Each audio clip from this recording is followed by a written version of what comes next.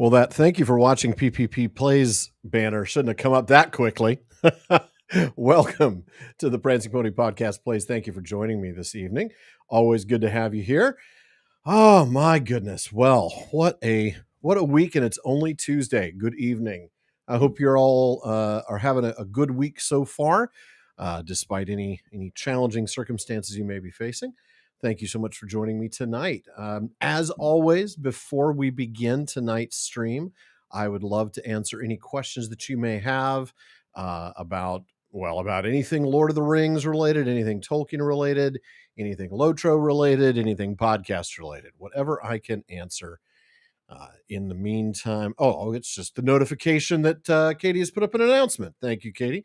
Appreciate you doing that.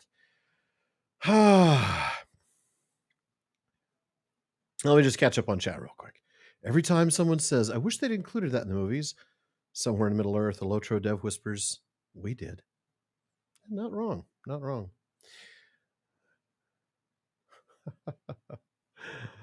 Forgot about the stream, Dan. How could you forget about the stream? Your lives, all of you, should revolve around 6 p.m. Tuesday and 1 p.m. Saturday. If it helps, I sometimes forget about the stream until about 20 minutes beforehand, by the way. How frequently do I reread the books? Dan, that is a great question. And it's a question that when I wasn't doing the podcast, the answer was once a year. And I typically started in the fall on September 22nd. That was, around there, right around a Hobbit day. But unfortunately, one of the challenges that I've discovered in putting together the podcast is that I no longer have the time to read the books as the books. I'm having to just dive into what I'm diving into and piecemeal pull the bits and pieces. Thankfully, I have read them every year for probably 30 years leading up to beginning the podcast, and that's obviously served me well. But or 25 years or so probably. But yeah, I'm not that old. But it's one of those things where for now I've had to shelve the annual reading just because I get buried in Tolkien already, and I just don't have the time to do it that way. So let's see, catching up on anything else. Yeah, Erica, I'm glad to hear that despite the fertile, you're doing well, because that is that you're at least all is good. This has been a difficult time, I'm sure, for a lot of people. 2 Lord of the Rings related victories for Nate. Your character made it to level 50, and your 7-year-old asked to listen to the Hobbit audiobook to help him fall asleep. That's better than listening to it he's listening to it. There you go. That's what matters. Awesome. Absolutely awesome. Yeah, definitely get buried in Tolkien. I felt probably like I was enjoying the Lord of the Rings the most when I was actually going through the Lord of the Rings. So last year, finishing up the appendices was a little different. This year with Unfinished Tales, I've barely touched the Lord of the Rings. But that's also a reflection of where I'm at in Unfinished Tales, right? I'm working on Aldarion and Arendis, so there hasn't been a lot of direct connections. There have been a few. Mostly I've been connecting to other moments in Númenórean history or Middle-earth history. So that's why, for example, we're going to be going to the Tale of Tal Omar after the story of Aldarion and Arendis. But that trend will not continue for the entire season. I'll be getting back into the Lord of the Rings as supplementary material with the history of Galadriel and Celeborn, but especially with the Hunt for the Ring, the Disaster of the Gladden Fields, the Istari, and the Palantiri. So those will be very good. Well, my biggest new takeaway in Aldarion and Arendis. Wow. I mean, when I'd read it before, it's pretty easy to come away from this thinking Aldarion's a jerk and Arendis is a terrible mom. And both of those things are still true. So those don't qualify as new. I think for me, what qualifies as new, just seeing how bad the generational trauma is, right? Nuneth, Arendis's mom, gives her some awful advice, genuinely awful relationship advice. And it's clear by the way she, advises her daughter, by the way she's disappointed in her daughter, that there were problems in that generational relationship. And now you get generational trauma with her and Ancalame, that Ancalame will then carry forward. And to be honest, I think for me, the biggest small takeaway is really being surprised to find that I feel like the shadow began to fall on Numenor, not later, like it says in Akalabeth, but right here, with Aldarian's sort of imperial look at Middle Earth, with his, oh, I won't cut any more trees on the island of Numenor because there are plenty of trees in Middle Earth to cut down. And he does exactly that. And it leads to all sorts of problems, as we'll see in Tal Elmar, and as we'll talk about when we get to talk more about the Dunlendings and things. So it's just really, really rich. So much there. Martin, no need for that to be a confession. We get it. We're grateful that our voices in our conversation can do that for folks. So we don't take it as an insult. Perfectly wonderful reason to listen. Yeah, 111 won't help you sleep because you'll laugh too much. The moment you're trying to open the map and instead you mute me, Nate, the door. I'm kidding. All right. Thank you, Katie. I tell you what, I mean, those are my best takeaways so far. They're going to get more as we continue. It is just such a, arguably in many ways, it is second only to the story of Turin in terms of deeply personal tragedy. But it's worse than Turin in some ways, because you could always say, well, Turin was under the curse of Morgoth. Turin was under a dragon spell. There ain't nothing controlling Aldarian but Aldarian. And the way he treats his father, and then the way he treats his girlfriend / betrothed / wife, and then the way he treats his daughter is really, really disappointing. Yeah, so good stuff. All right. Well, let's see where we are in the world of the Lord of the Rings Online, shall we? A moot question. The excellently crafted call for papers, that would be all on Katie. She crafted that. If I weren't hosting it myself, what would I want to submit a paper about? I have to admit, I probably would have waited or chosen for me to write a paper. I might have found a theme that fits more what I like, because I like to do a lot of, like my thinking is in the themes and in the speculation and in the filling of gaps and in the historical information that's there. I'm fascinated by world building, but it's not my wheelhouse. Like, it's not an area that I feel a certain knowledge in. So I might actually have waited. But there are some papers I definitely want to do. I want to take the Prancing Pony Pondering that I did way back in probably 2016 or 17 on Boromir and Saruman, and the idea of repentance, and expand on that, and maybe talk about the idea of repentance and remorse, and how Tolkien just gives every character opportunities to turn, and how some do and some don't. So that would be a theme. Well, Katie, it's not that I wouldn't write for it. It's that I wouldn't feel qualified to write for it. That's all. Yeah. And you're right, Martin. They weren't. I think when I first read The Lord of the Rings, I think of the Dunlendings as the bad guys. It's really easy to see them as the bad guys in many ways. But you realize, they got messed up by Numenor, so much so that they had to leave their lands and end up in Calanarthon, where they then got mistreated by Gondor and said, "You clear the way for the Rohirrim." It's really tragic what happens to a lot of the inhabitants of Middle Earth as a result of the expansion of Numenor, and to some extent the growth of Gondor. Turin, Katie says, Turin also is the offspring of two very proud people. The eldest suffers trauma, the adopted offspring of Thingol. Yeah, no, absolutely true. Some very similar points.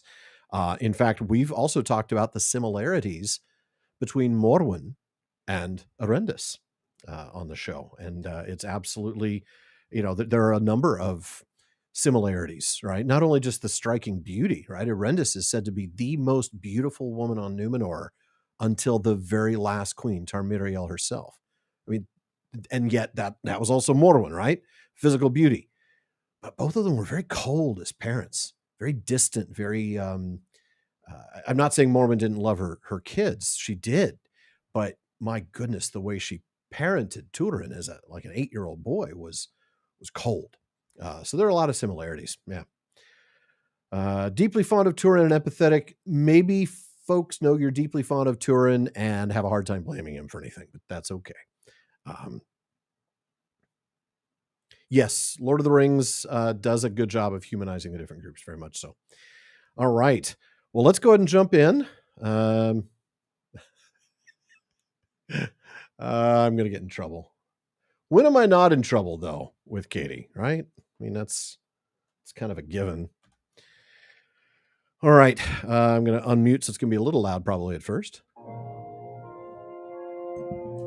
Or maybe it's just right. And maybe it's not loud enough. Just kidding. All right. Let's go ahead and jump into Middle Earth. We were in the eaves of Mirkwood Forest. Yep, Morrowind and horrendous comparison, definitely.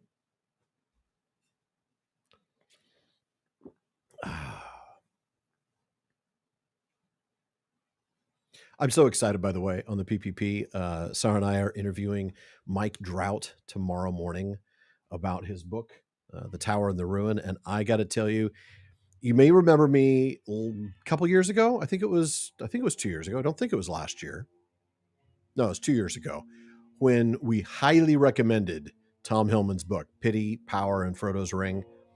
This is the book I highly recommend. This is it's deep. It's a hard read. He even says this is a hard book to read, even for dedicated fans, but he's done it and it's worth it. It's absolutely phenomenal. All right.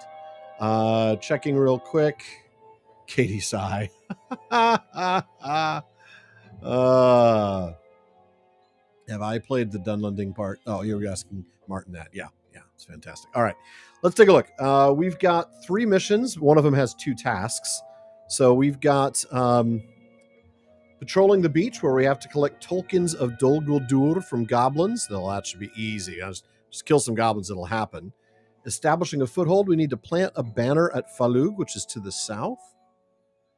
And then the Rumor of Mazog. We need to find a coffer in one of 2 bases containing information about Mazog and defeat Taugash orcs or goblins in the Murkeeves. Again, that's going to be easy.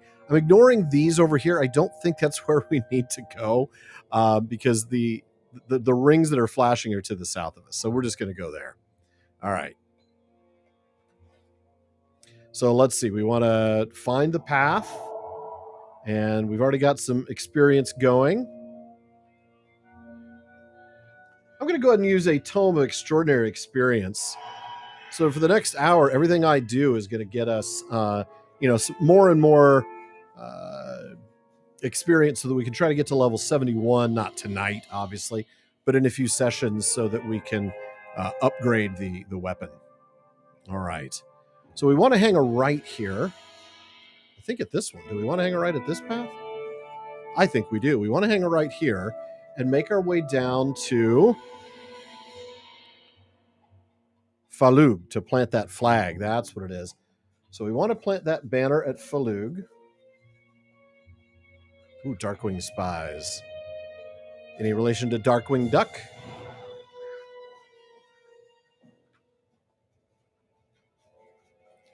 Is that a warg? That's a warg. He's a warg scout, though.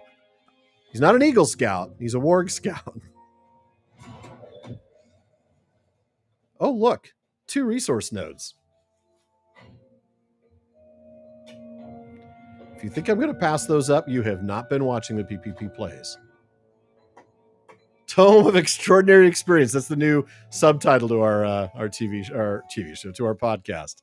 I love it. Great idea. Tome of Extraordinary Experience. All right. So this is the place. Oh, I think we were here earlier in the epic when we had to, when I almost died. That boss was just brutal. I need to kill goblins. Why is it a bunch of boars that are here?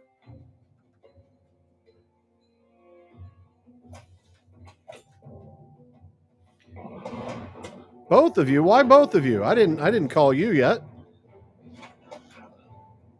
This must not be Falug. Sure looks like it is, though.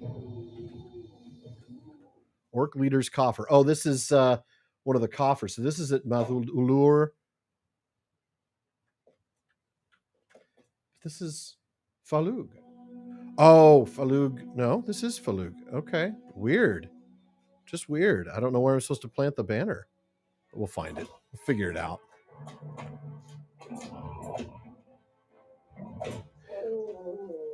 If you were following us, Martin, when we were in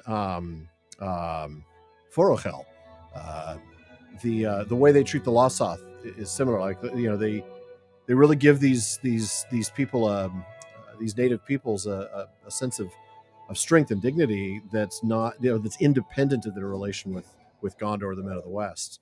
It's not like, oh, they're only good because they're allied, even if they're not, because the Losoth are very neutral and not especially friendly. In fact, you start out at a negative influence with them. All right, here's the rock pile. This is where we're supposed to plant the flag. And I'm sure it's going to bring somebody. No, it doesn't. All right. So next, we want to find the coffers. All right.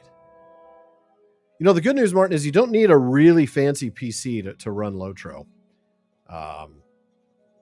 Well, speaking of which, just so you know, I have had some problems today with my computer freezing. If that happens, please forgive me. We'll try to figure it out. It is something that I'm still trying to solve. So we're going to go to these two southern bases.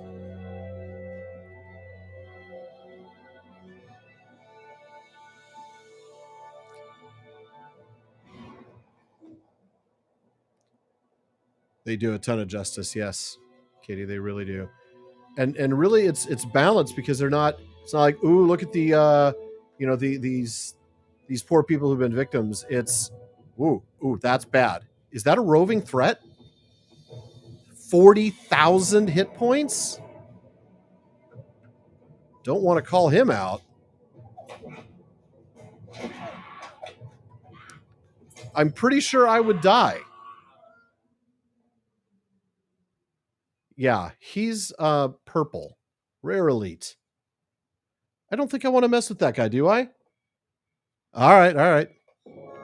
Oh, we're gonna summon. Oh, I can't summon you. Cannot summon in this area. Oh well, Katie, I can't summon in this area for some reason. So we're just gonna leave him alone for now. Yeah, it won't let me summon. The simple rally horn says cannot summon in this area. So I don't know what to do. But should I wait for you? I'll wait for you if you think you can get here without that. But we can always come back and get him, right? We know where he's at. He's over here just south of Falug.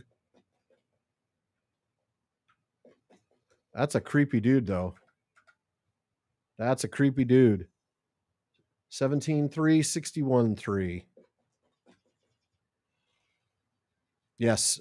And that's the thing about Aragorn that I really admire. He's not just about trying to restore Gondor to its greatness. He's about trying to do good, right? I mean, he tries to he frees the slaves of Mordor. He doesn't kill the Easterlings and the Southrons. He tries to make peace with them. I mean, some of them he still has to fight, and there's all of that. But I should be able to summon you now.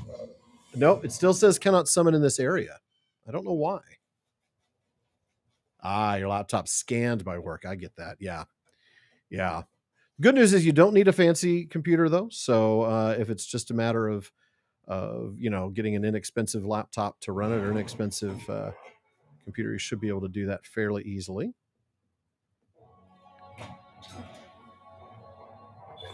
I can summon you now. That's weird. I wonder why.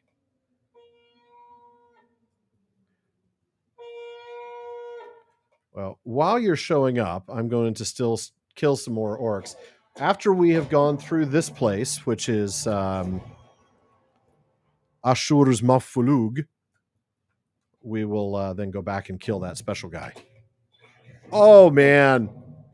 I thought I got all of them with one shot. I did not. I only one-shotted one of them.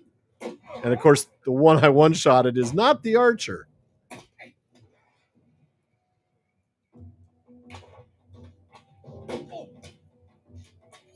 Okay, so I've already defeated enough orcs, enough elves. That would be fun. All right, but we do need to find a coffer here. So we just need to keep finding our way, working our way through the region, through the camp. Oh, none of the others were close enough for Rain of Arrows to work.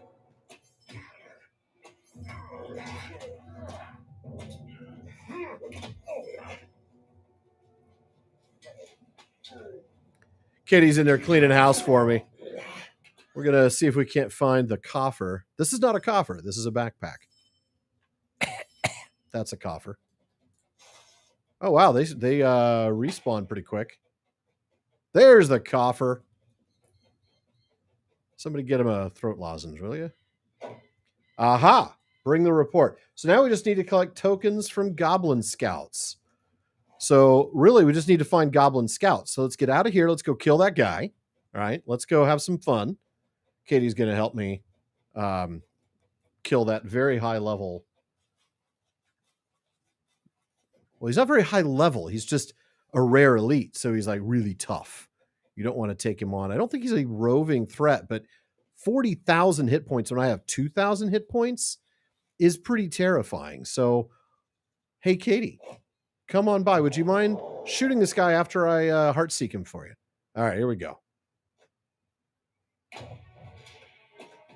Thank you.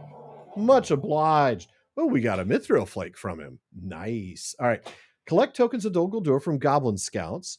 So I'm going to go ahead and do my Passage of Foes and see if we can find a goblin scout. She must have some deeds to complete here, by the way. That's what I'm thinking. All right. Goblin scouts. Oh, they're the invisible ones. That's why I couldn't find them. Da-doom, doom. All right, here's one.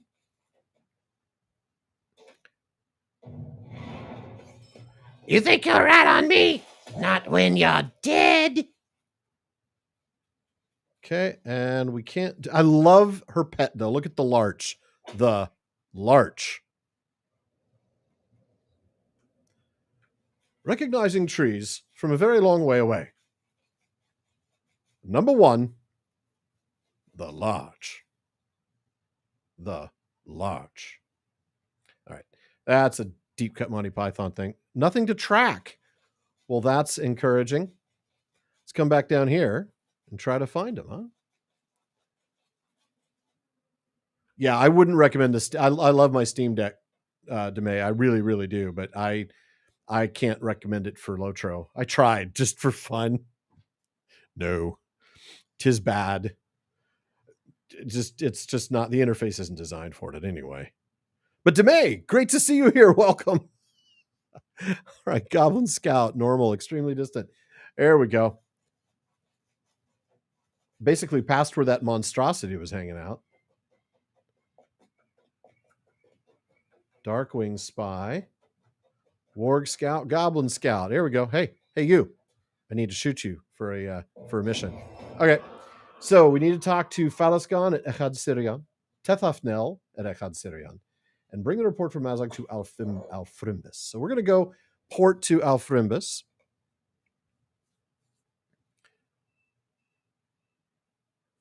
Backpack. Okay. Yeah, always good to have you join us today, really. Talk about a LotRO veteran. Let me see what you have found. You found a report addressed to Mazog in the coffer of the orc leader at Ashur's Mafulug. Let me see what it says, Hilbern. Fortune is with us, my adventurous hunter. These orcs do not yet know we have captured Mazog and brought him to Mirkwood. They think he resides still in Moria. The errand of the hidden guard remains secret. A problem arose while you were away. Luth Greyhammer, a dwarf of Browen's company, has become increasingly agitated about the plans of the Golden Host. By the way, did I say Luth Greyhammer? That guy belongs in Warhammer, clearly. Speak with him here at Echad Sirion, if you would, and assure him that we are doing all that we may to make their journey a safe one. His family has many grievances with the orcs, but I fear the Greyhammers may do us ill if they do not keep their heads about them. Oh, yes, they definitely What will can I do. do for you? These tokens bespeak of several encampments, Hilbern. I will send scouts out immediately to find them. Remain here, though. I may yet have a task for you. Ooh, I got known to the Maladrim. Stay a moment. While you were gone, one of our scouts discovered the location of an orc encampment to the south and another to the north. However, these tokens you brought me belong to 4 different tribes or companies. I fear there are other camps we may not have found yet. While I send more patrols out to find the other encampments, you should travel to Echad Glamodud, near the orc camp, and speak with Glamodud, the chief scout there. He will give you further instruction. You should also speak with Imeldir, here at Echad Sirion. He was involved in the initial attack against Durburstask, and may know more about the remnant of the orcs there. We must not be caught unawares between enemy forces. Oh, you're not wrong about that. That's hammer and anvil stuff. You don't want that. What Greetings, do you need? Hilbern. Yes, Falasgon is correct. I could most certainly use your assistance. Will you lend me your ear? Hail, Hilbern. Falasgon was right to send you to me. The orcs of Dol Guldur mustering in the Murkies were well nigh destroyed, but a few survived and have holed up in the ruins of their encampments, attempting to regroup against us. One such encampment is at Durburstask, which lies just to the north of Echad Sirion. While the encampment was severely damaged in our first assault, it may still only be entered through 2 gateways. Go north and find the gateways into Durburstask, and determine which one is the least heavily guarded. It is upon that gate that we shall lean our assault. All right. And we still need to talk to Tethafnel to turn in What do you need? establishing a foothold. Oh, you've planted the banner. Now, once the threat of siege is lessened, Lord Celeborn will muster a greater force. So no follow-up quest, but there's Luth.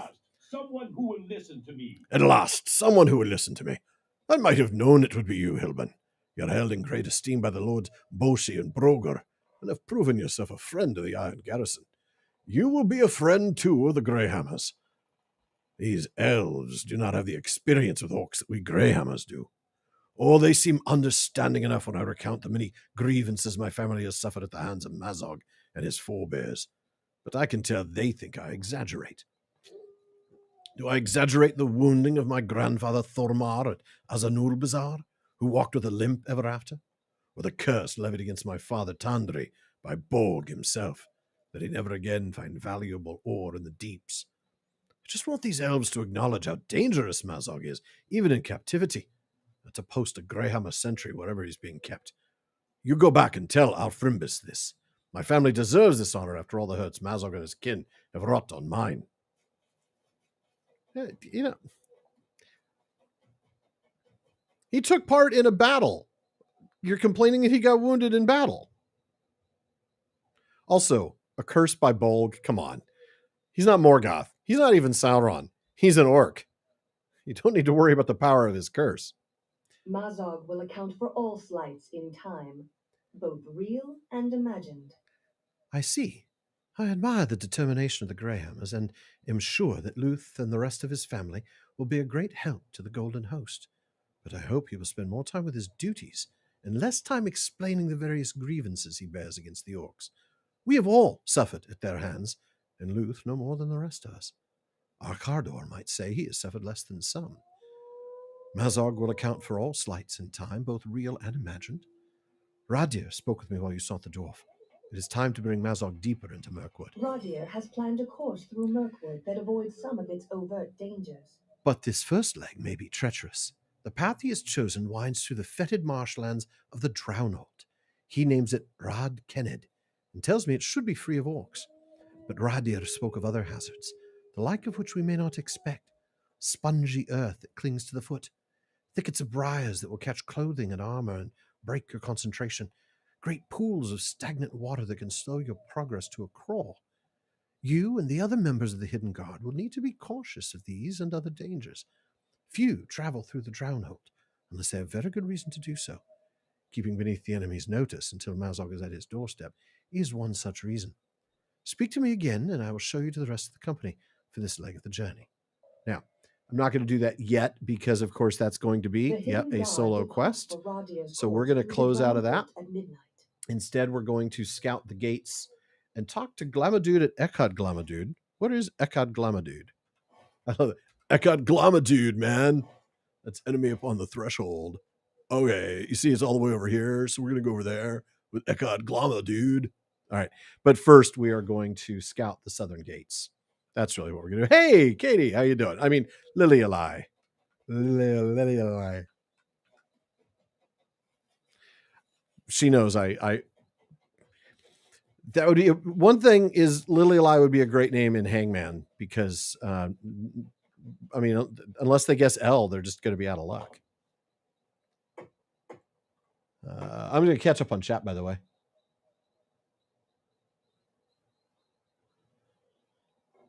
Not much to chat, not much to catch up on, but yeah, usually just lurking, of course. And you're always welcome to lurk.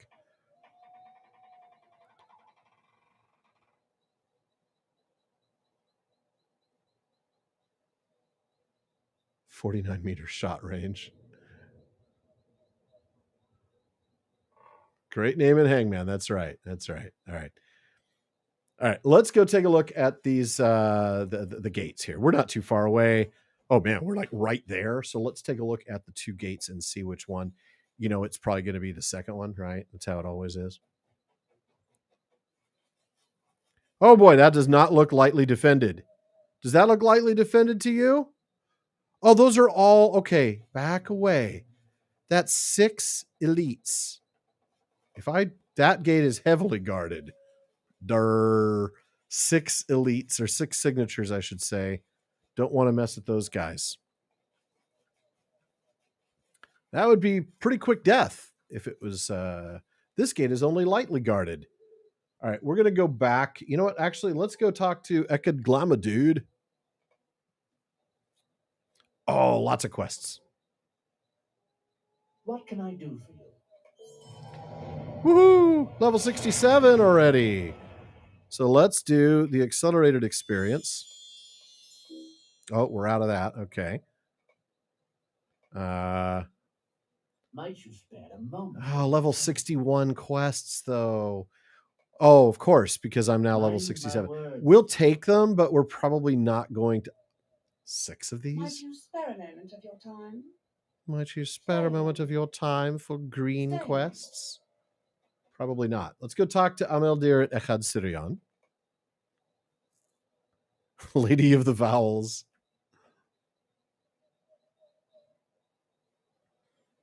How can I be of service? Stay a moment. It appears we may take advantage of the weaker defenses at the eastern gate of the Dobro Stars, Gilbert. It's time to test their strength. Okay, so now he wants us to go through and defeat servants of the enemy. Probably going to come back to this if I want to, because I do want to go ahead and move forward. And as you can see, when you look at the map, which I'll show you in just a moment, there's a lot more to Mirkwood. Okay, so remember when we first got into Moria, there were all these little quests, and eventually we stopped doing them. That's because Mirkwood is really big, right? We're here in the Murkeeves, but then we've got the Dowerstocks and the Drownholt and Emmenloom and Taur Morvith and the Scuttledells and Gothburs and Ashenslades, and then, of course, Dol Guldur itself. So much more of this map to explore. And if we get stuck kind of buried here in the Murkeeves, it's going to take too long. So we are going to instead talk to Alfrimbus, and we're going to do the epic and make our way forward to wherever the next place is. Katie, that means we're going to have to remove the fellowship. My apologies for that. How do I do that? Right click, chat, no. Friend, no. Inspect, no. That's odd. Oh, well, maybe if I just travel, it'll automatically, nope. Fellowship, I do it under mine. Leave the fellowship. Farewell, Katie. Thank you for your assistance. The hidden guard departs for Radia's course through the Drownholt at midnight. Their first leg of So I thought I could right-click on your name. will take them through the treacherous fens Oh, I of remember Drownholt. this. I remember A this. perilous road, but a necessary one when secrecy is so highly prized.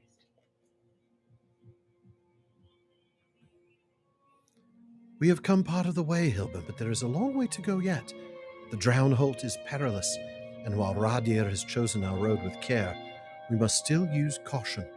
The rest of the Hidden Guard have gone on ahead, for we cannot move as a group if we are to maintain our secrecy. You will bring Mazog to the members of our company further ahead in the fen. Did you hear that? Something approaches. I will leave the coordination of our attack in your hands. Shout your commands at me by this banner, and we will repel whatever evil approaches. My talents are for the restoration of morale and power, though they will be of no use for our prisoner. Do not let Mazog sustain injury. I'm going to always need morale, not power, so that's fine. Unbind me, worms.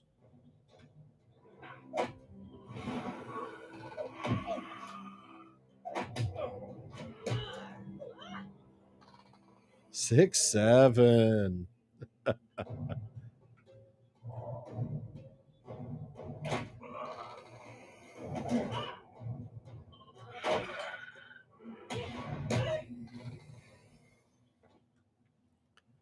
Six, 7, something like that, right?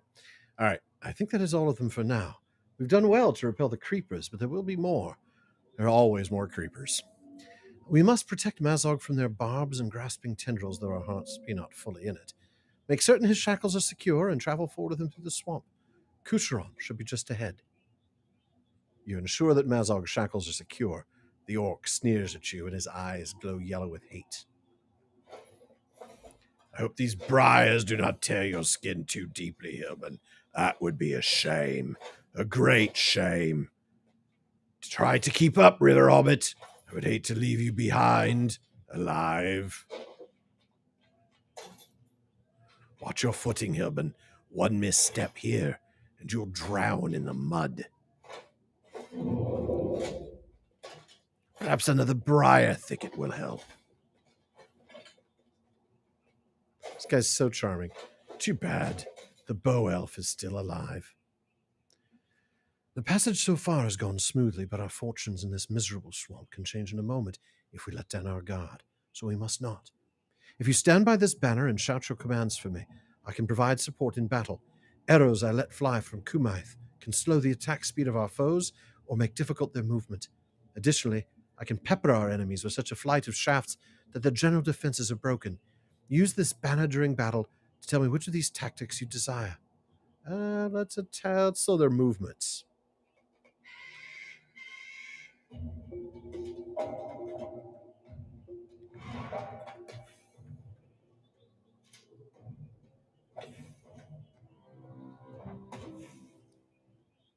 Yeah, I don't want to let him get away from me. I remember this before. It's really unpleasant.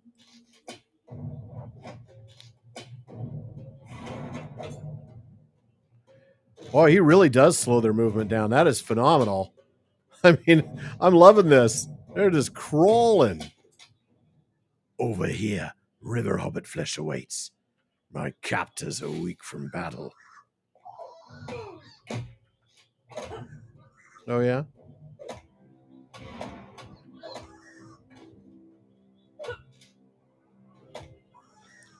What in the name of the Elder King were those? I have not seen creatures of that sort within a league of Lothlorien. They fill me with disgust. Still, we triumphed over them, and Kumaith has many arrows left in reserve. There is a tunnel just ahead. And then up the stairs? No, wrong tunnel. It lies upon the route Radir selected for us. I do not wish to bring Mazog through there until we know it be clear. I will stay here and guard Mazog. Enter the tunnel and clear it of any dangers, and then return here to me. Then you can bring the orc safely through the tunnel. Oh, my friend. I know I have to.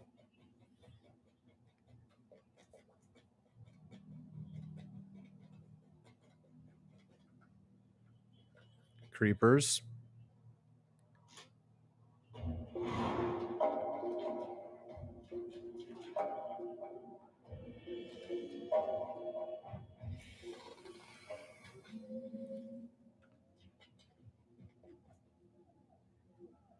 Hilbern, hello.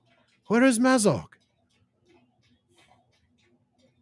Well, about that. You explained Kucheron's desire that you... Oh, wait, I'm not reading dialogue. I don't have to do it in that fancy elvish thing. You explained Kucheron's desire that you clear the tunnel of dangers before bringing Mazog through it, and Radir nods. That is a good idea. The creepers here remained asleep for Sigileth and I to pass through, But of course Mazog would have sought to awaken them at the worst possible moment.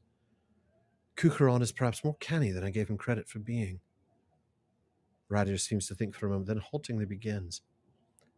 I came back here because I thought I saw someone I knew, Hilbern. A friend. But it could not be, for this friend has not walked this way for many a year and has since gone where none may follow. If I did not know better, I would have sworn it was he. But here there is nothing but creepers. It was a trick of the light, my error in the dim. Return to Cuchulainn, Hilbern. The tunnel is now safe. Whatever I saw, it is gone now. Yeah, about that.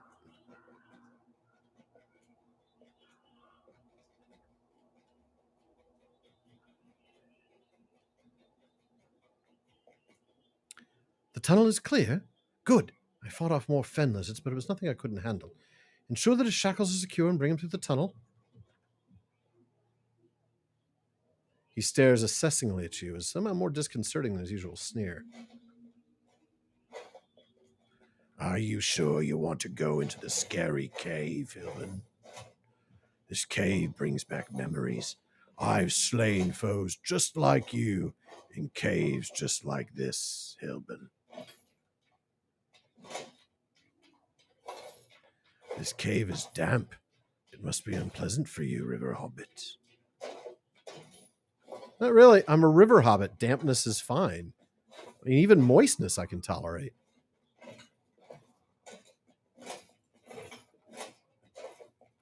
Oh, she's alive. That's a pity. According to Radir, this is the midpoint of Rad Kennet, the road he has chosen for us to take through the Drownhold. You're lucky, Mazog, that we have need of you alive. Were it my decision to make, or Archidor's, you would be slain already and left to rot within one of the fetid pools of this swamp. Mazog says nothing, and Sigileth continues. Still, this banner of the Golden Host will allow you to select a support role for me to use during battle. I can draw the lifeblood of our foes with Lanchigil and Ignassigil, or provide you with morale or power support. It is up to you. Make our enemies bleed. Make them bleed, Sigileth, you shout, and the elf maiden smiles grimly. I do like Sigileth.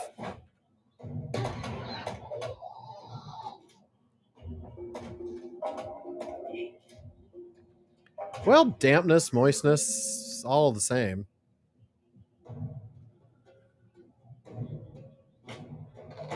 I did clear the tunnel. Don't blame me.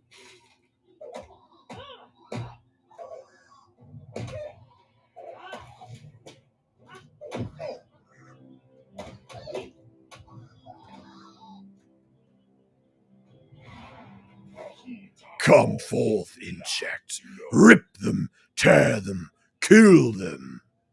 Surely there must be more of you. Come feed on my captors. Vile insects. The only thing you do is disappoint. We've done well to repel these attacks, Hilbern. Ensure that Mazog's shackles remain secure. I keep doing that. And bring him further into the Drownhold. You will encounter Radir next. Give him my thanks for planning this route. We've done well to weather its dangers, and Mazog's presence is still a secret to the Orcs of Mirkwood. Once again, he only rewards you with an appraising stare.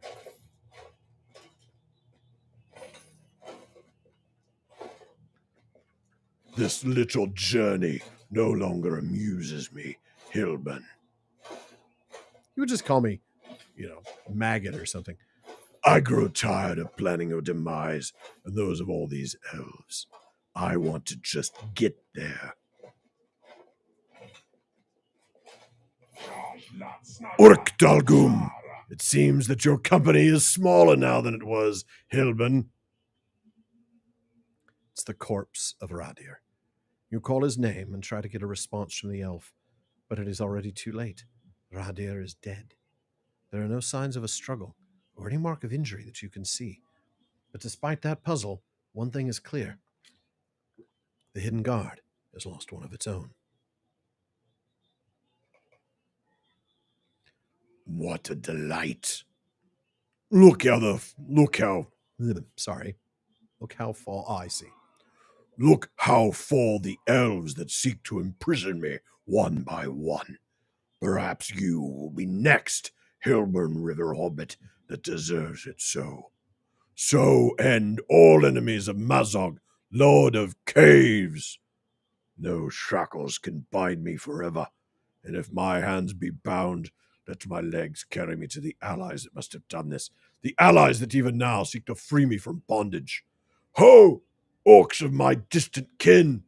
You seek to free Mazog, and he will be free with the rewards of generosity.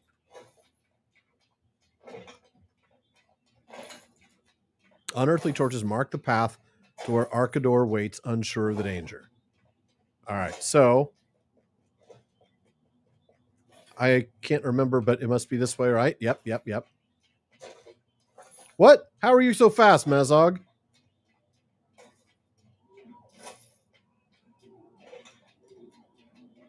Oh, that's why.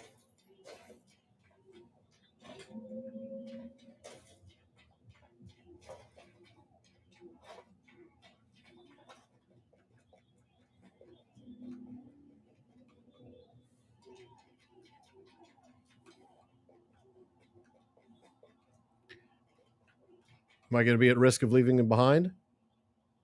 Come on, dude.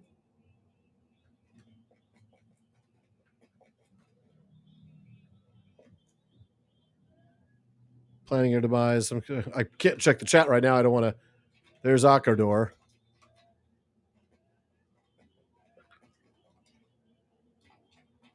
Planning your demise makes you think some sort of corrupted event planner. Can't take an orc in diapers seriously. We've managed to get in front of Mazog. We cannot talk, Hilbern. We have blocked the orc's escape.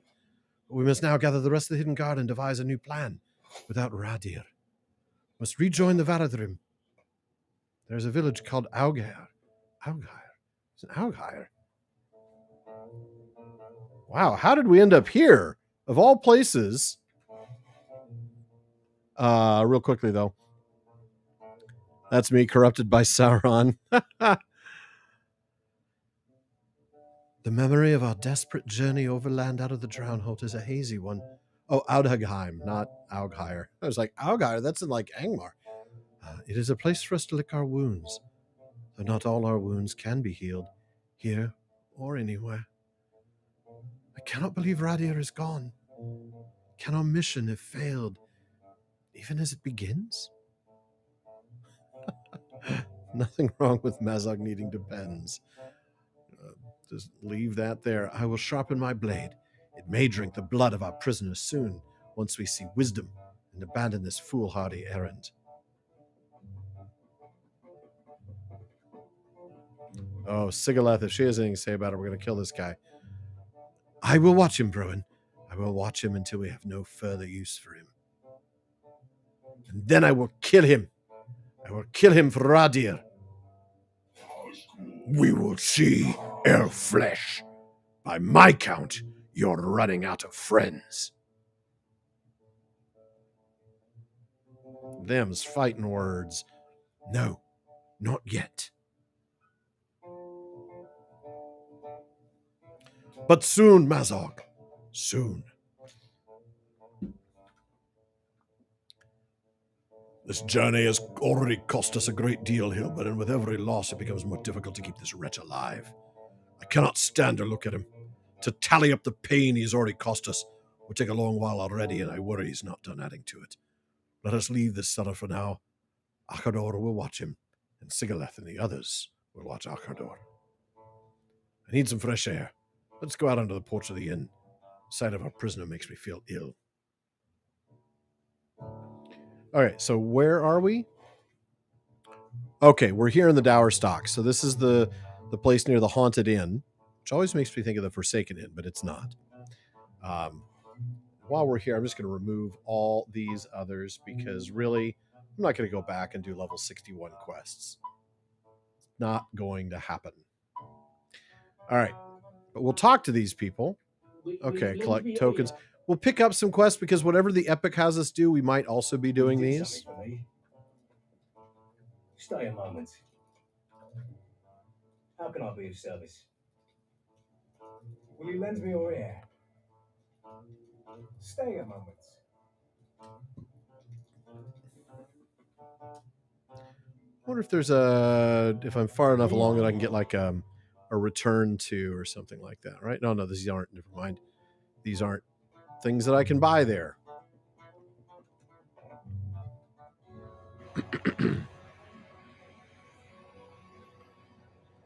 Yeah, it has the music certainly gives us Lonelands vibes. Oh, hold on. There is a stable master over here. Oh, and there's also a Liliali. Hello, Liliali. How can I be of service? All right. Now I need to talk to Kucharon. I do not know what we can do. I do not know what we can do, Hilbern. Only Radir knows upon what paths he planned to bring us to Dol Guldur, our captive, and without him, the secret ways are veiled to us. I fear our errand stands on the very brink of failure before it has begun. Oh, well, are the medium boots any good? Nah. Oh, actually, they're less armor, but there are 10 more agility, same vitality, crit instead of finesse, out of combat run speed instead of physical mastery. I think I might actually take those. Just the I know agility bonus would help. We were to abandon home. We must persevere, Hilbern, though we grieve for Radir. The road he planned to take is unknown to us, but his mind is not. I know he would be wroth if we were to abandon hope, but we need time to decide what to do. Instead of dwelling upon our losses, I want you to offer your strength to the Dundurion here in Aragheim. To Dundurion. So West Dur is dark. Son of the Dark West? No, it's. I have to look that up. Dundurion. Dun, of course, is west, like Dunedain, right? Dur is dark, right? We had Dark Helm. My main character Durthal is Dark Helm, and then the ION is just a patronymic suffix. So the son of the dark west, the son of the dark in the west, the western son of the dark. I don't know. He has planned a number of strikes against important locations in Mirkwood, and the Golden Host could use our own skills as a hunter. Aid Dundurion with whatever skirmish he has planned, and return to me. By the Lord and Lady, I hope we will have decided what next to do with Mazog. We cannot stay here long without the enemy learning of the Orc leader's presence. You're not wrong about that. All right. So we need to take to Dundurion here in this place. And then we have to do, it looks like, collect the slave horde, the tokens of, that's up there. Read the first gravestone is down there. The sly beasts are everywhere. Okay, so the drowned wood. Talk to Lythiriel in the drown hole. Is down here at this little village, Estelad Meronael. The road to Emenloom is over here. And then the chapter 4 first offensives. So that's what we're going to do. First, of course, the lodge. Dundurion should be down here. Yes, here he is. My elves prepare for another skirmish, a strike against the ruins of Dunenlaw. My Govanen, Hilbern. Oh, Dundurion is an elf, not a. Yeah, he's an elf. Okay. I have been charged by the Lord and Lady with maintaining control over locations in the western areas of this region. We've had nothing but success thus far. By Elbereth, may it continue. My elves prepare for another skirmish, a strike against the ruins of Danenglor, populated by filthy Merivile. If you're as skilled a hunter as Kucharon has led me to believe, you will be most welcome to join us in this skirmish. Doubly so if you command the loyalty of a skilled soldier. I should visit one of the skirmish captains to train my dude here, because I don't think I've trained my soldier in a while. So let's set this as the new milestone. We'll replace that with Echad Sirion. I still want to maintain a mainland one, but we'll replace Echad Sirion. And then, shoot, where did they say the camps were? Oh, he told me where they were. And I'm sure I'm about to get back to Bree. Okay, I'll go to Bree. So let's just use my guide to Bree. Katie says that she'll port me back.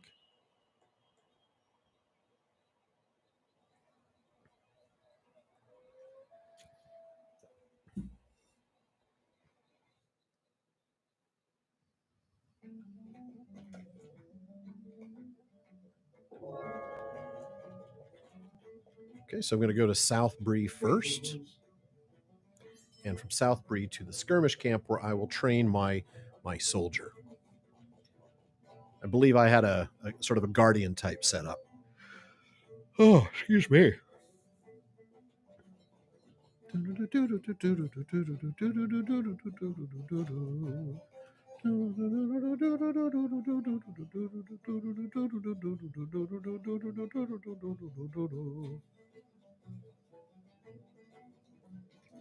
Okay, skirmish trainer. What do you need? Okay, how do I get that again? That's going to be on... I'm trying to remember how to see that anyway. That's under my... There we go.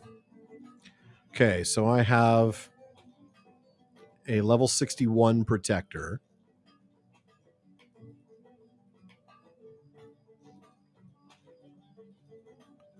Wait, okay, protector, yeah. So he's level 63. I want to get him up to my level. I get super random from Nate. Any plans to get the Rings of Power wrap-up crew? Thank you. Yeah, probably not until, like a month before the shows start. Unless something magical happens.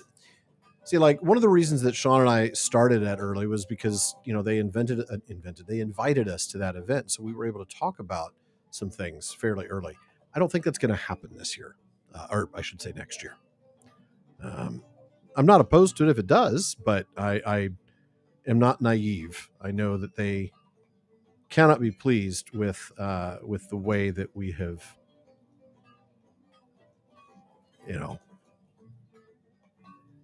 spoken about the show. All right, so he's a Rohirrim protector with skills. We're just going to raise his skills up to all of them to level 24, which is level 68. So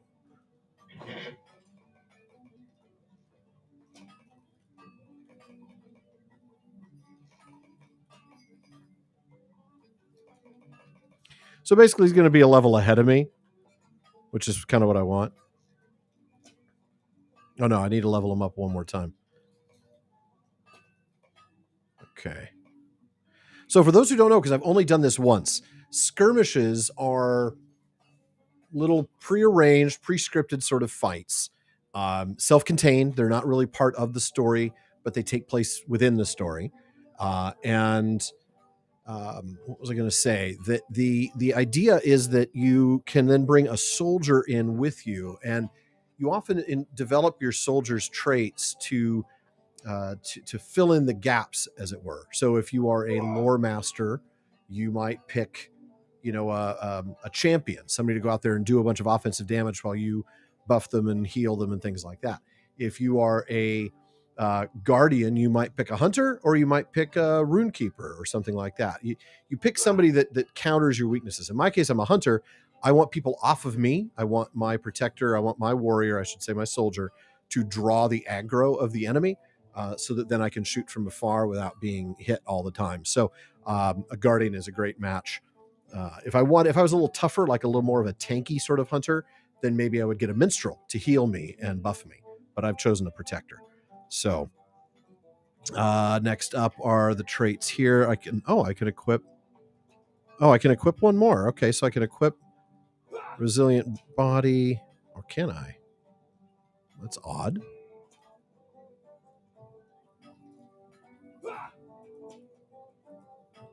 It's not like I can drag it in there. All right, so we just want to raise these up to level 24.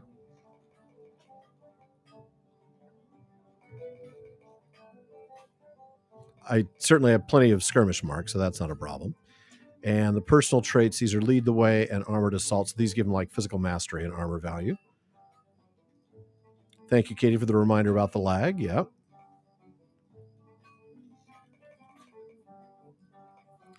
Okay. I think that's really all I need to do for now.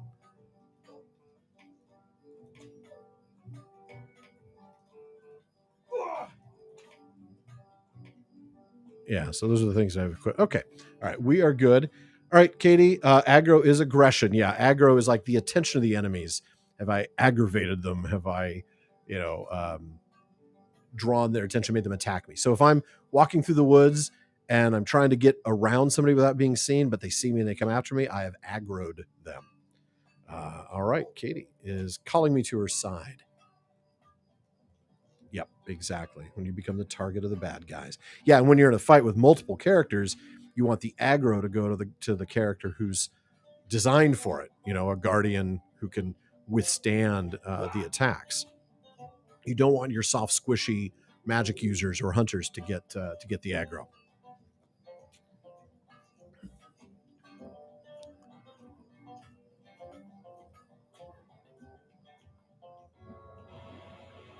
Might have been more harsh than you are, but I said thank you. Appreciate. No, I really did try to be fair. All right, thank you, Katie, for summoning me. Appreciate it. All right, so complete skirmish, strike against Dananglor. So that's not a place where I'm going to go somewhere and click a guy and say, let's do this fight.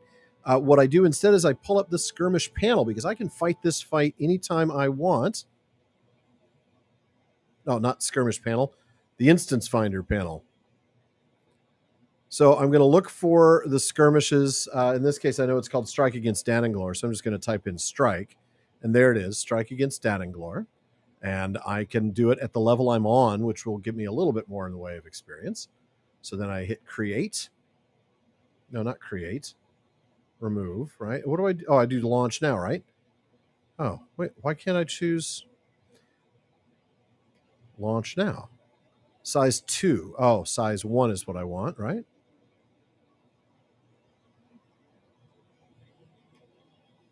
Join? No, I don't want to join because there's somebody already in that one. A champion. I should just be able to launch it now, right? Unless I have to do a different tier. Oh, I'm in a fellowship. Thank you. But thank you, Katie. I appreciate you doing the thing with me. Now I can launch it.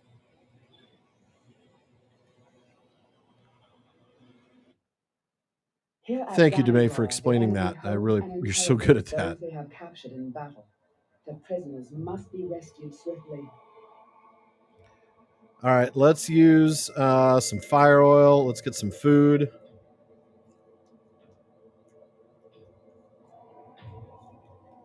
Do I still have my burst of experience? Yeah, another 10 minutes. Let's go, Dundurion. Thank goodness you've come. The situation is most dire. Your experience bonus is going to run out very soon.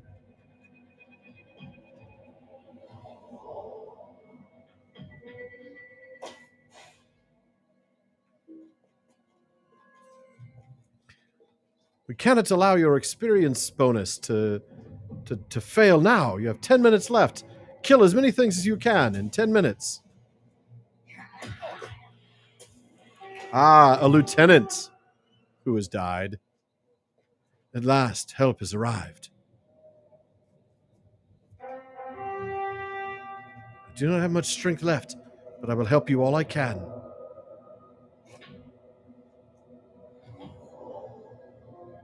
Let them come. Let them see there is one dwarf in Moria who still draws breath.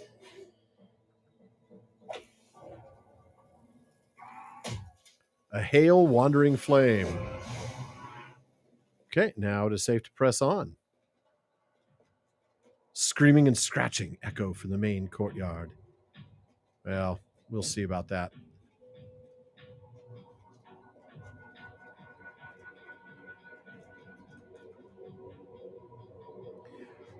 I don't like to do the encounters until after I've done the skirmish once so that I understand the flow.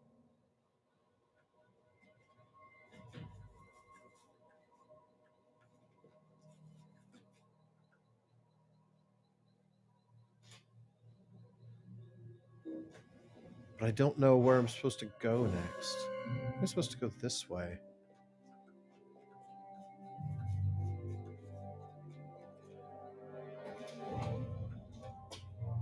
Hail Moraval Shriekers.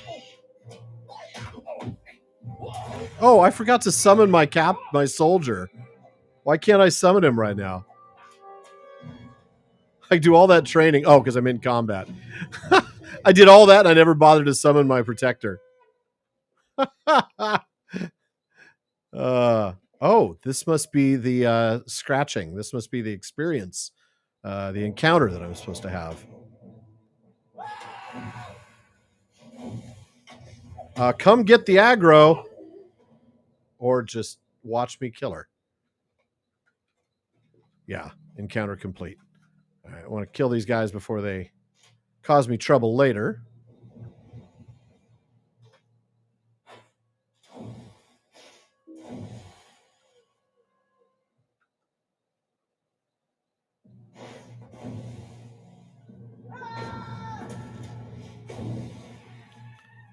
We do not have much time. You must hurry. West Bridge. Shall fend them off together. My wounds are not so serious that I cannot fight.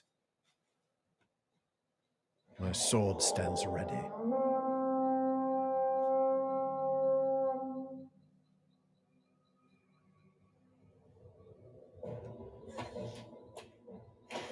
Quite a few of them, that's for sure.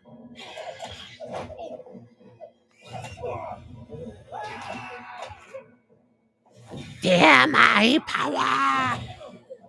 I do remember vaguely, Katie, but yeah, we did this in Ill Omens. Counterattack has been launched again against the West Bridge. Okay.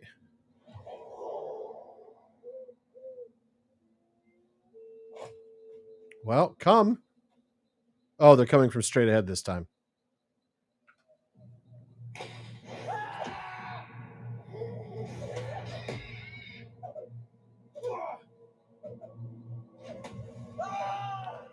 I must take my leave. I wish you the best. Goodbye. Thank you very much. Appreciate your attention. South entranceway has been cleared. Either in fire. Quickly, dispatch them all and claim this gate. My wounds are not so serious that I cannot fight.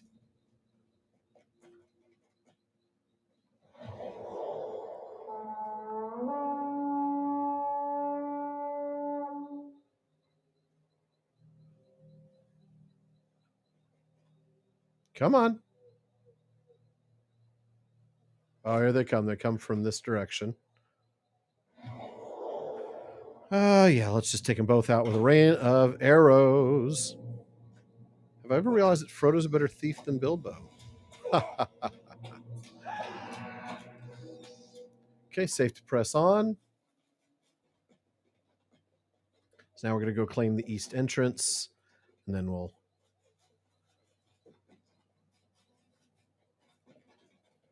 if I aggro too many. Only because I once watched you die to the green mobs because you aggroed so many. But I have to admit, that was at least humorous. It provided me with much laughter. Open the upper courtyard. The east terrace has been claimed. Go get them, dude. Don't just stand there.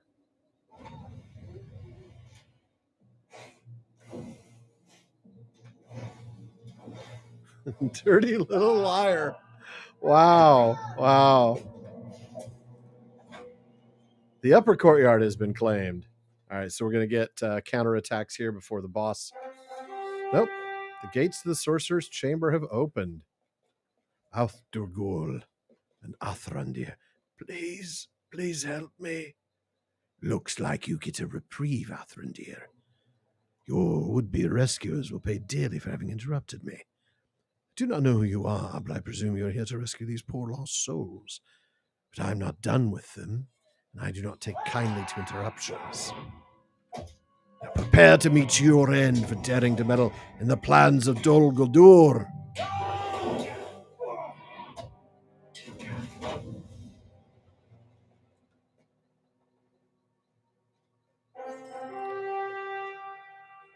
Okay. All right, so we talked to him to end the skirmish. So at any time, you're just like wandering around being like, I want to fight. You can pull up the instance finder and jump into a skirmish. And so that's what skirmishes are for those who didn't watch the one other time that I did it. Really, really cool opportunity to do that. All right, so talk to Dundurian at Audagheim.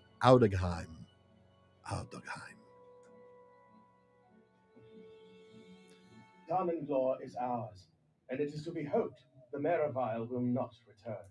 Go now to Cucheron on the porch of the Haunted Inn and give him my thanks. I am pleased that he sent such a skilled hunter to us, and Darninglaw is proof of your worth to the Golden Host.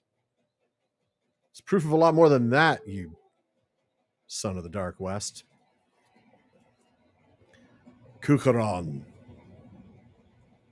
Our situation here is little changed. I have already heard of your victory at Darninglaw, Hilbern. Would that I could give you such pleasing news of the Hidden Guard, but our situation is little changed. Isuriel has spent the hours poring over what few maps we possess of this region of Mirkwood, but still she has not decided on a safe and secret route to Dol Guldur. We have another concern now as well, a Greyhammer concern. I worried that the Greyhammers would become a problem, Hilbern, but what could I say about it? Nothing. Now they've gotten themselves, and us as well, into trouble. Otri Greyhammer can tell you more. I saw him last inside the Haunted Inn, raging at the hearth there to anyone who would listen.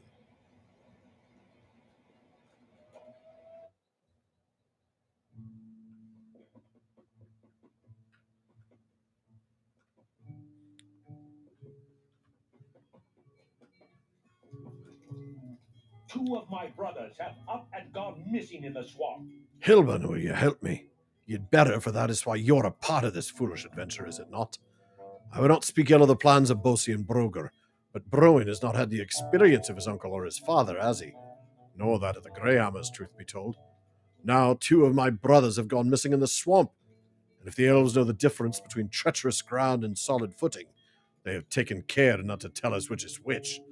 Find Rosar and Stigur Greyhammer, somewhere among the fens of the Drownhold, Hilbern, and find them quickly. There are watery terrors in that place, and no self-respecting dwarf would be pleased to be stuck in such a vile marsh with the only help to be had, these Lorien elves. Mir Dirniel. Mir, of course, is Jewel. The IEL is the feminine suffix name. Dirn, I don't know, but something Jewel daughter. Defeat ruins bats in Dun and Glore. Search treasure piles for relics of worth. Defeat spiders in the Dower Stocks. And search near Dun and Glore for the Malodrum Scouts. Lots of things to do in this region. In fact, so many, I'm going to remove the 2 that take me out of the area. And basically stick here until these missions, I guess, are green, or until I decide to take the treacherous light. So let's take a look. We've got, all in this area, but Chapter 5, treacherous ones. Let's see if we turn these on. There's the slaves up there. Get the tokens. Look for the tomb. That's to the south of us. Kill I think it's the wolves. That's going to be easy to do. Chapter 5, the treacherous lights are down there in the Drownhold itself, which is a problem. Bats among the ruins, that's also up north. Filth and riches to the north. A wood rife with spiders is all over the same place as the wolves. And the Lost Explorers are up there. So I think I'm going to do this area to the north first. So let's just double check again. We're going to do the Lost Explorers,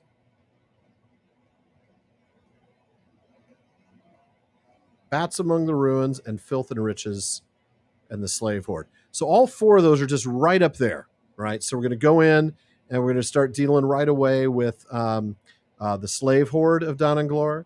Then hopefully we'll find the Lost Explorers, and then we'll kill some bats, and we'll find the treasure piles.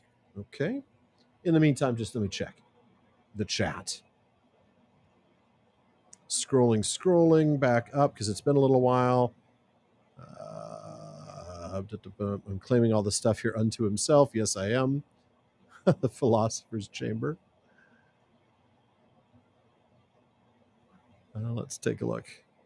No, this was not Dol Guldur where we were. No, we're in the region where Dol Guldur is, but Dol Guldur is all the way over here to the far east. And trust me, you'll see it. You'll recognize it. Good to catch you, Ms. T. Glad you could be here to join us. Do I have a favorite Tolkien artist?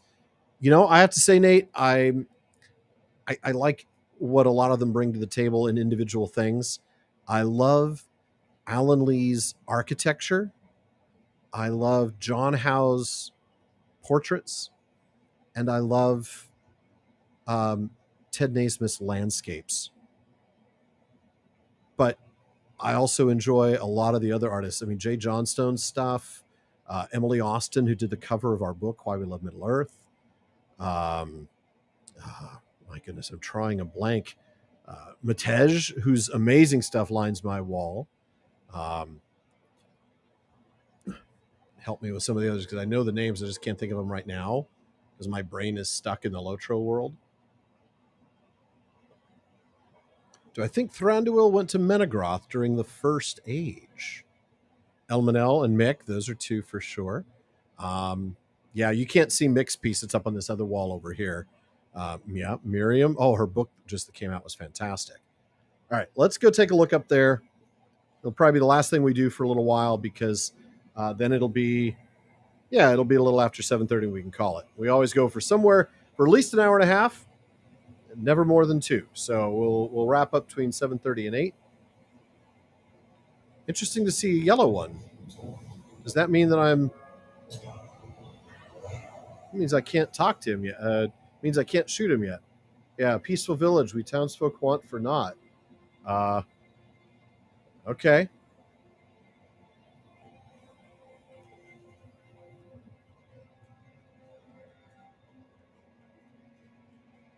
I think this is the way we want to go, right? We want to go up. Well, thank you.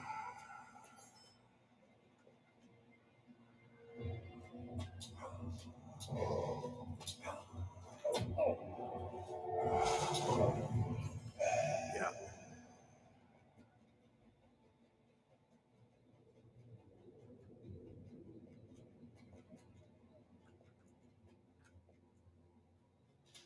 Yeah, Matej is pretty amazing.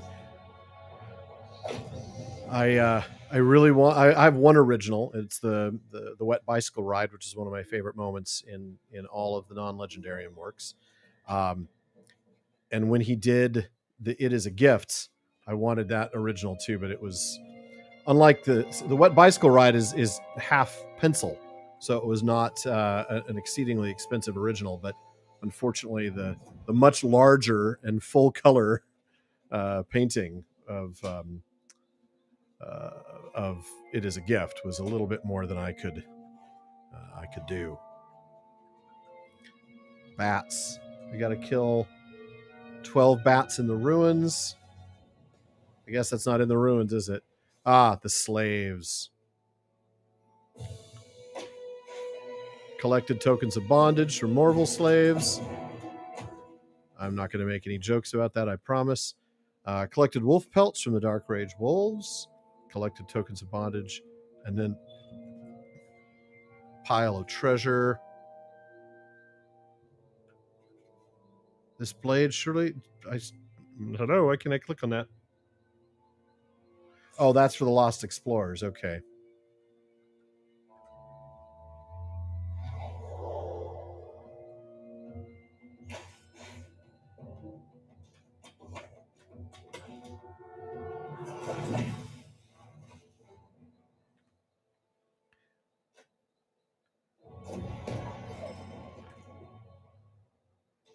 The Ruins bat. Okay, so the Ruins bat are different than the regular bats outside. Hence the requirement to kill the Ruins bats. Okay. So this is the same map that we were just in for the skirmish, if you recognize the area. It won't be the same encounters, of course. Right. Search treasure piles. Yeah. But we do need to, go through piles of treasure. We need to find enough bats to slay, that kind of thing. And with Katie by my side, we're going to do this in lightning speed.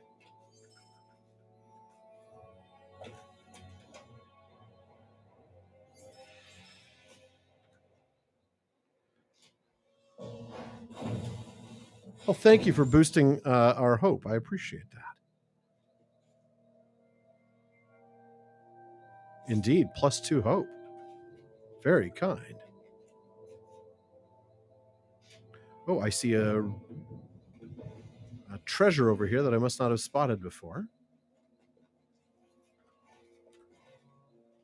Oh, I haven't spotted it because I haven't been over here yet.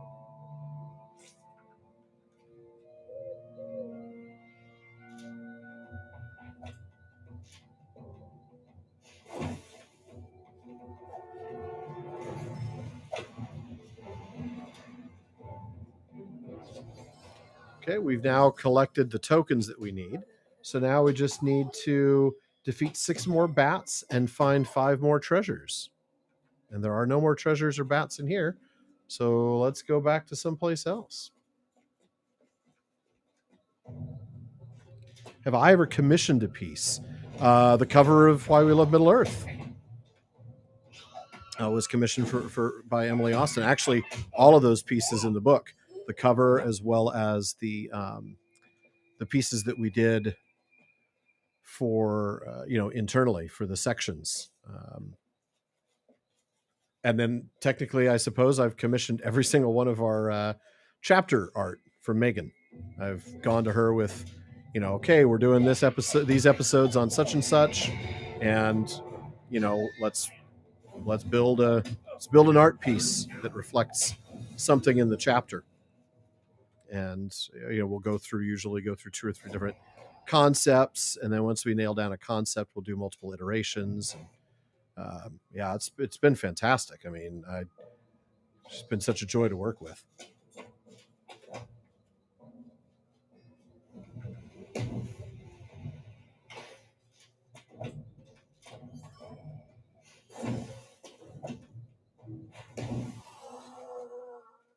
Okay, 1 more bat and 3 more piles of treasure.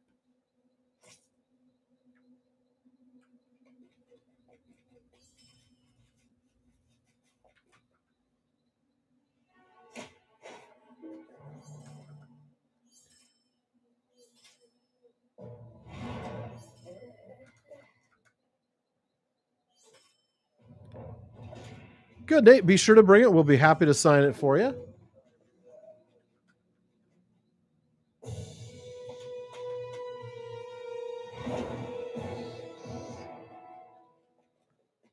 I'm almost disappointed that there's not some boss in here.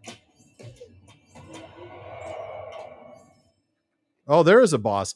The greedy Moraval thief.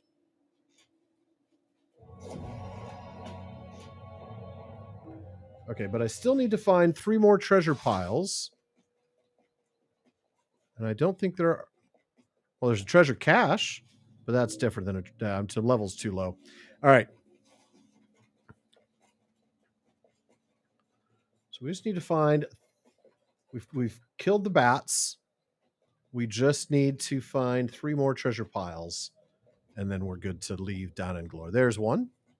Oh, I don't think I've gone up, so that's where I'll find them probably. The area is what you pictured when you first heard us talking about Thuringwethel, or Thuringwethil. I can see why. Yeah, the Moraval are very much, connected to that.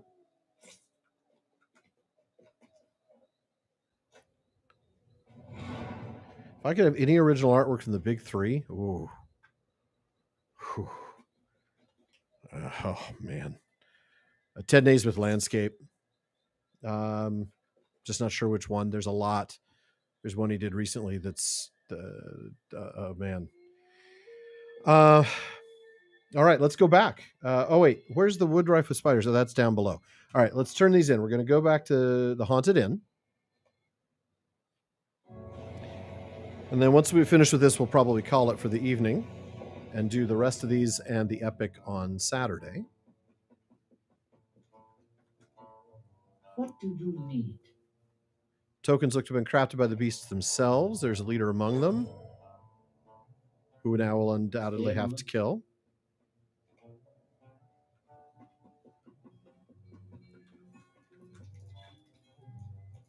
Megawonnen. How can I be of service? Might you Collect spare relics of all interest from the meta vial, so we'll have to go back at some point. How can I be of service? Mind my words. And defeat more. We've got to go back to look at that. So if I turn all those on the map, the Master of the Roost, Voracious Fluttering, and Hewing Fellwings, we go right back. All right, more points and more deeds. All right. Good stuff. We're not going to do that tonight, though. We're going to head out and stand near the milestones so that we remember where we are. It always, yeah, exactly. So this is where we're at. We're going to head that direction. Let's go ahead and, as a reward for tonight, let's open up a treasure chest. All right. So let me go to my loot folder, pull a black steel key, and let's open up a chest. What do we get? The swift coif of the traveler, which gives me a tiny bump to agility, but a drop in vitality, a drop in crit, and it replaces physical. No, we're not gonna do that. The trousers of the avid birder, which I already have a pair of those. A rare crafting component selection box. What is that? Oh, I see. I get to choose any of these things. Well, I have quite a few in shared storage of those particular things. What am I missing the most of? Probably the stuff that I'm going to need in Rohan, like the Westfold level, like the cracked Helvark sigils, or maybe the Zircon shards in Anorian. But I'm more likely to need the cracked Rye Helvark sigil sooner for when I get there and need to craft stuff. Okay, there's that. And then we're going to disenchant the hat, and we're going to put some of these other things into shared storage, right? So let's do that real fast. Folks who've never watched me do inventory management, one of the things I'll do is I move things over to shared storage for my crafting alts.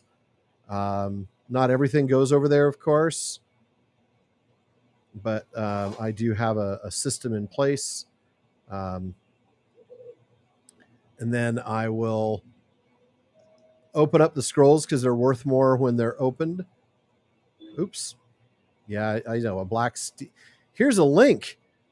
Black steel keys are available. Yeah, I know that. All right, so then I'm going to get rid of the things that I can't sell. Those are the steel loot boxes, and everything else I can sell. Cloak of Greyhammer is actually pretty cool for some characters. I think I have it cosmetically, so I'm not going to hold on to it. I do have the trousers of the avid birder. I know I already have a pair, but I might want them for another character as well. So, you know what, though? But I don't need them because they're cosmetic. So I'm going to disenchant that. The cool thing about cosmetics is you can put them in the wardrobe and then everybody can wear them.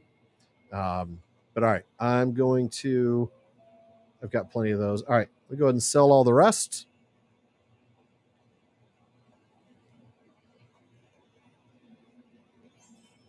That way I have a clean inventory next time when I start out. And we're all done for the night. Thank you again, Lily Eli. Lily. And I can't target the large to bow to the large because that would be fun. All right.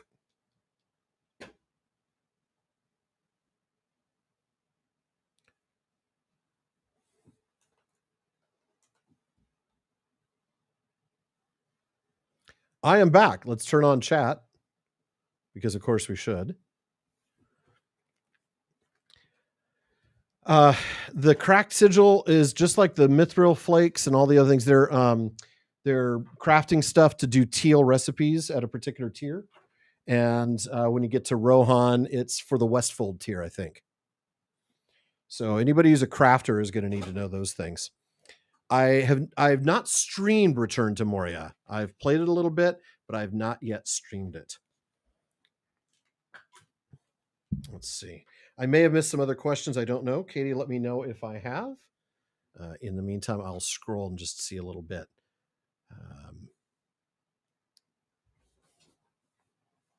Yes, I actually think I have the Christmassy one. Am I prepared to feel like a failed parent?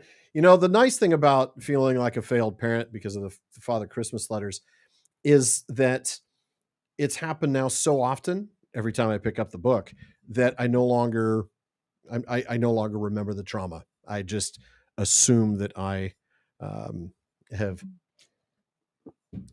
failed.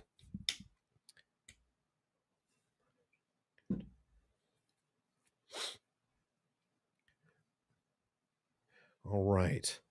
Well, Katie rightfully points out that she has sent me all the comments all the questions, has kept up, and I appreciate that because indeed she has, and that's always always helpful. Oh, Nate, feel silly for not knowing this, but I wonder if any of those big three have Lord of the Rings art books. They do. They absolutely do. I've got some down here. There's the Hobbit and the Lord of the Rings sketchbooks box set from Alan Lee.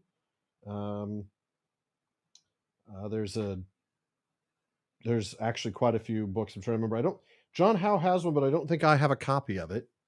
But it's more about like learning how to be an artist.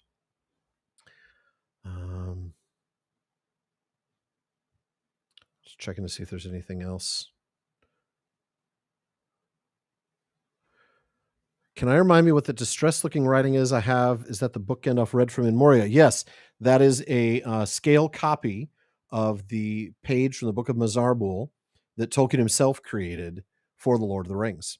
I saw the original that Tolkien himself actually created when we saw the manuscripts in Marquette back in 2022. Which of the Valar do I identify the most with? Everybody who knows the show listens. Everybody knows that I have a soft spot for Tulkas. Tulkas, I love the guy. He just wants to solve problems. He just wants to solve problems with his fists.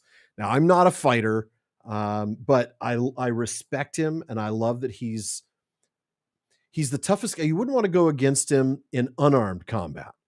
Eonwë is the greatest in arms in all of Arda, but if it's a boxing match, it's Tulkas. I just love the way he's one of the things. I'll tell you what I love about him, because you think he's just kind of a big dumb jock. I did, right? And I don't identify as a big dumb jock. But I love that when Melkor or when Morgoth is Melkor, I think at the time, I don't think he's got the name Morgoth yet. When Melkor is released and he passes by, Tulkas like clenches his fists. Like he knows I can't trust this guy. But there's the line that says that when you have to, basically he knows he has to live by the rules. He knows he has to do the right thing, and that is to restrain himself and not attack. And Tulkas rested, and Tulkas slept. Yes, and Tulkas slept.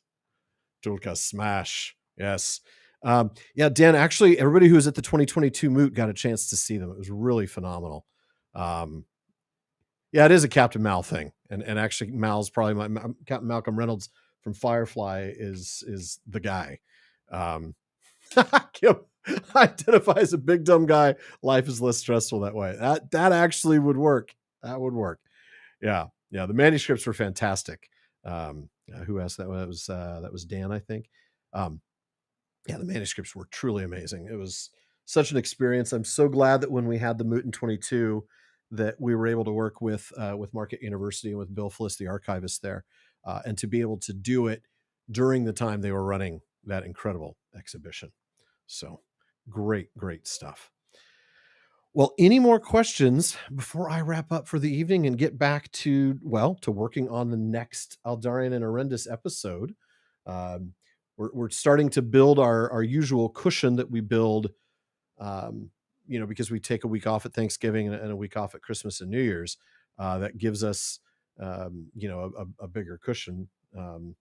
I don't take the time off, right? That just gives me a chance to work more. Forgot to, let's see.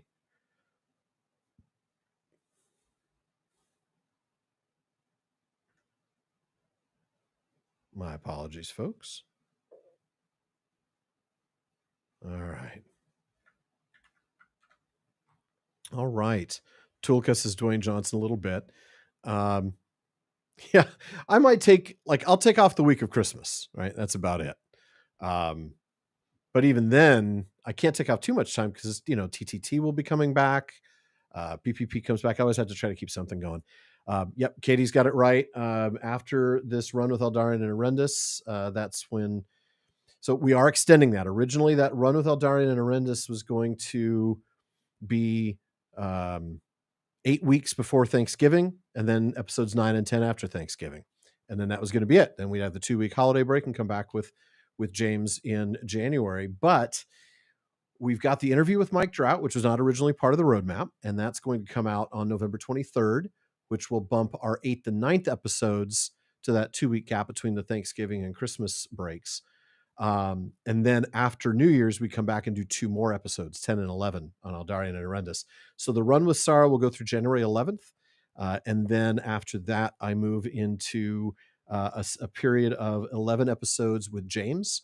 So it'll be a Questions After Nightfall, 4 on Tal Elmar, and 6 on the history of Galadriel and Celeborn. Again, that can vary. In the middle of that is Tolkien Reading Day, which will be hopefully a compilation again. Demay, excellent question. Katie's working on that even as we speak. There will be t-shirts that you can order ahead of time. And then at the event itself, we'll have, like we did last time, there'll be bookmarks and pins and stuff like that.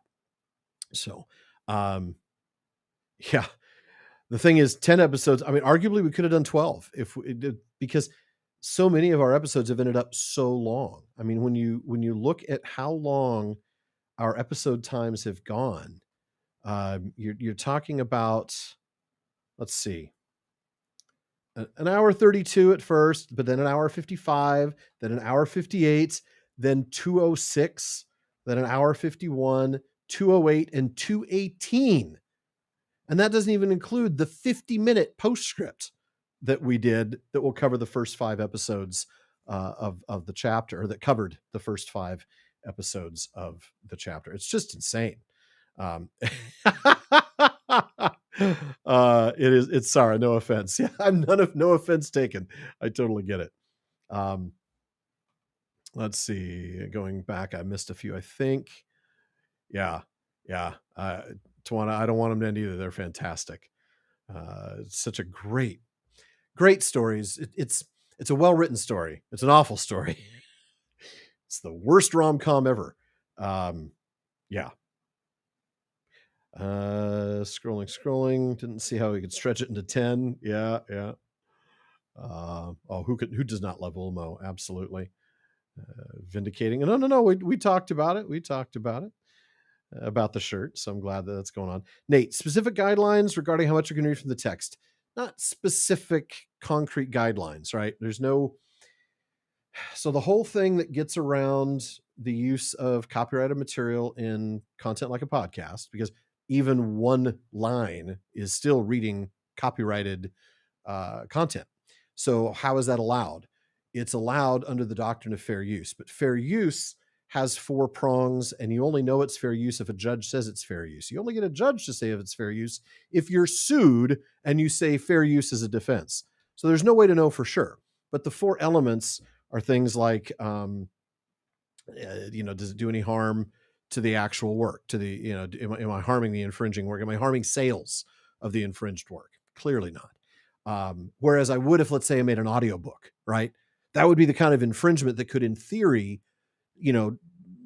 take sales away from a much better audiobook. But the entirety of the work, how much of the work is being reproduced? But it's a twofold question. How much of the work am I reading, and how much of the work that I'm creating consists of that reading? If I did an episode that was 2 hours long, it consists of an hour and 45 minutes of me reading the text. Even if I was reading bits from different chapters, that would be more problematic, because then it would be a larger percentage of my content. The biggest factor is what we call transformative use. I'm turning this into an educational thing. I'm talking about it. I'm breaking it down. I'm analyzing it. That is what makes it different than just getting out there and reading. The most important thing is that I don't read every part of any work. that means that even a poem, which becomes a separate work, I can't read every line. I usually try to skip a few stanzas altogether, preferably an entire passage. Like if there's 5 stanzas, maybe I'll read 1, 4, and 5, something like that. I'm not so much worried about Middle Earth Enterprises on that because that's not their copyright.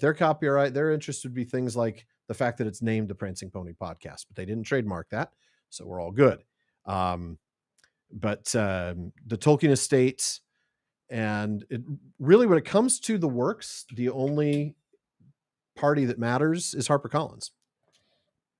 But hopefully, they're all fans, and yes, that's what I understand. That's awesome, Martin, that you tried the Silmarillion again because of the podcast. Let's see. Demay votes for Sarah as the most favorite co-host. Things are very interesting with her perspective. They sure are. The code is more like guidelines than actual rules. Yes, it is. Happy to help, Nate. I'm glad that was helpful. Copyright law is an absolute minefield. And the problem is, you've got copyright law, which is different from trademark law. And then the problem with a lot of it is things are affirmative defenses only, right? I mean, the whole thing about fair use is I can make that argument all day long, but the only time it matters is if I got sued by HarperCollins and I argued fair use as a defense, I'd have to have the money to litigate it. I'd have to fight it in court against a team of lawyers making more in an hour than I'll make in a year. It would never happen, right? Small-time creators like me, if we get sued, we shut down. That's literally the only choice. So, pray that never happens. So, we've tried. And thank you, Nate. That's important. And that's the kind of thing. That's why I'm not super worried about the estate or HarperCollins, because we are generating extra sales. We're generating interest in the Tolkien world, and we're doing it in a way that respects their rights and respects the original, the nature of the work itself. So I feel good. I sleep well at night. Well, it depends, but I sleep well at night when it comes to this. But yeah, I'm very careful about it. I did used to, be an attorney. I even used to work a little bit in the intellectual property field. So I know I didn't work so much in copyright and trademark, but it's enough that I just know better than to mess around, with taking it too far. It's why, for instance, if there's anything that we get too close to the line on, it's the Tolkien Reading Day episodes. And if I ever have to take those down, then I'll take those down. We can do them live, but just don't record them. And that might be something that we do at some point, but we do enough discussion that I believe genuinely it still falls under fair use. It's just that we're reading more of the work, and that the work becomes a larger percentage of the podcast. So yeah, I already have them. So, all right. Well, I'm going to go ahead and wrap up, but thank you so much for joining me tonight. It was just a fun time. Fun time, he said, as he goes into ruins killing bats and bat people. But it was good. And, except for Radir. It wasn't good for Radir, but it was a fun time for everybody else. So I hope you'll join me on Saturday at 1 p.m. Pacific for the continuing adventures of Hilbern the River Hobbit. And really looking forward to seeing you all then as well. Let's see. What do we have going on in the Prancing Pony podcast world? In the meantime, this next Sunday, episode 6 comes out. What was going to be the beginning of the second half of Aldarian Arendis, but really that's more like halfway through this episode. You'll love this one, though. This one has a philology fair on the fragrant trees, so you'll enjoy that. Our interview with Mike Drought drops November 23rd.